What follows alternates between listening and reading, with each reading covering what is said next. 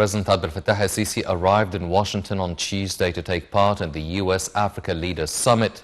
Presidential spokesman Bassem Radi said that President al-Sisi intends to focus on the issues that concern African countries in light of the current international challenges, boosting African-American partnership to confront food security crisis and facilitating the merge of African countries into the world economy.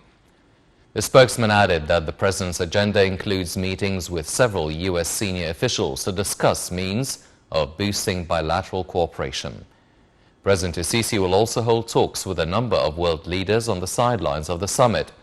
The U.S.-Africa Leaders Summit kicks off in Washington, D.C. on Tuesday, with more than 50 African heads of state attending to probe a number of mutual issues.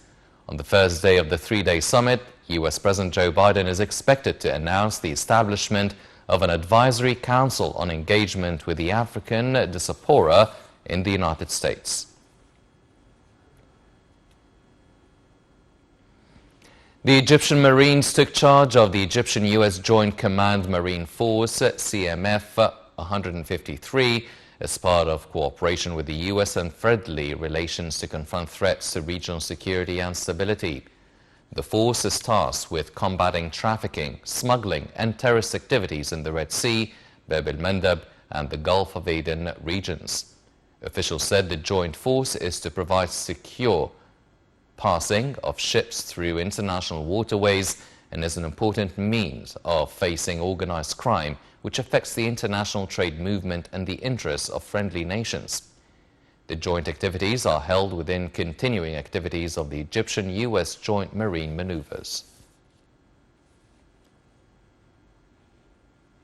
Parliament Speaker Councillor Hanafi Gebeli headed to Qatar atop of a delegation to Qatar upon an invitation from Qatari Shura Council Speaker Hassan bin Abdullah Al Ghanim.